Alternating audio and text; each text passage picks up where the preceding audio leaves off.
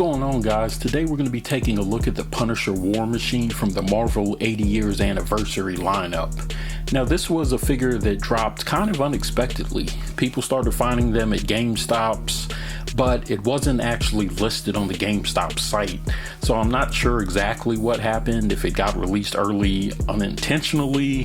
The rumor has it that it wasn't supposed to be released until after the New York Comic-Con.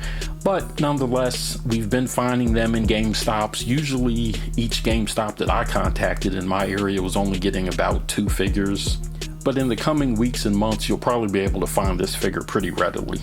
Now, if you're not familiar with the storyline behind this, I don't want to ruin too much of it, but essentially Nick Fury enlists the help of Frank Castle, aka the Punisher, to take on some adversaries that are using Stark tech. So in order to do that and stand any chance, the Punisher has to use the War Machine armor. Now, interestingly enough, his opponents were using more advanced technology, so it's a good read to see how Frank Castle's able to use a little more outdated technology, but still able to defeat foes that have superior firepower and technology built into their suits. Now, this is a repaint of one of the MCU War Machine figures, and you get pretty much the same accessories. You do get 2 alternate hands and a few other accessories that we'll take a look at, so let's go ahead and get them out of the box.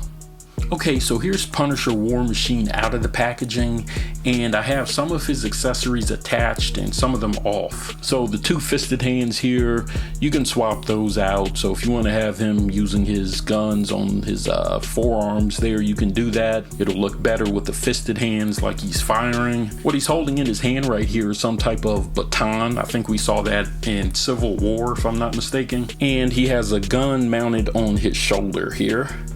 These 2 pieces right here are basically the baton and this gun if you want to have them folded up. On the side here, these actually stick in and port into this little slot. I'll see if I can get them to stay standing up here. But there's a little slot right there that these plug into, and you can unfold them like that and fold them back down if you want. And then they just, like I said, they have a little peg right here that sticks in on the side. So you can snap those right back in there. So now I'll go ahead and show you what it looks like with his other accessories attached. Okay, so as you can see, I swapped out for the fisted hands.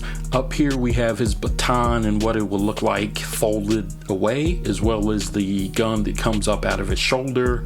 That's tucked in there. So it's just a matter of how you want to display him. One thing I'll say is that I wish they would have given him the Gatling gun from the comics. I think that was a missed opportunity because they could have still reused this figure, but just made it that much better by giving him different accessories. So now let's go ahead and move into a closer look at the paint apps and the articulation. Okay, so for the paint apps, I think that that's the standout feature of this figure, obviously, just seeing the War Machine with that Punisher logo. There's battle damage, so you get some silverish highlighting in there, along with the gunmetal gray. That looks really good. And on his arm cannons here, there's a hint of blue in there, so it looks like he's firing. His eyes also have a slight bluish hue to them. On the back of the figure, we continue with more of that silverish battle wear. And I mean, if you guys read the comic, you're going to see why this suit gets so banged up. He takes some heavy hits in it, but he delivers a lot of pain as well. He also has the designation 000 for the serial number there on the suit.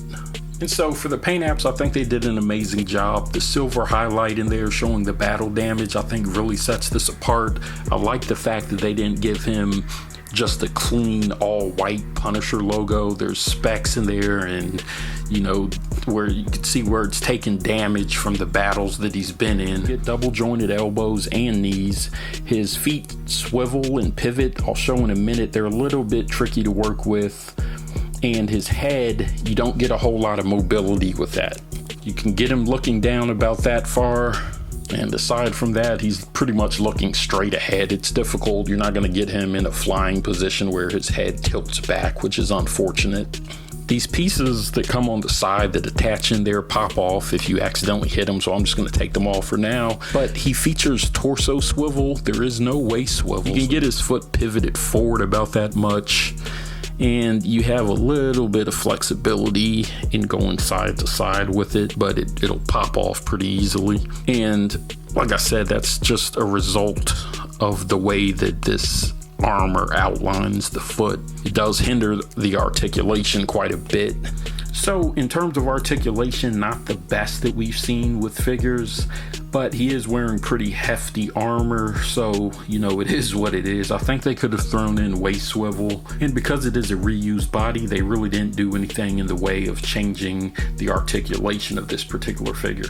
If you're wondering about head swaps, unfortunately you cannot swap in either of the other Frank Castle faces on this figure, which is a bit of a disappointment. It would have been nice to be able to see him unmasked or with the flip up helmet. That would have, I think, even been better if you got one of these helmets where his face was shown and the helmet was flipped up. I think that would have been a pretty cool idea. So now let's move into my final thoughts for the Punisher War Machine.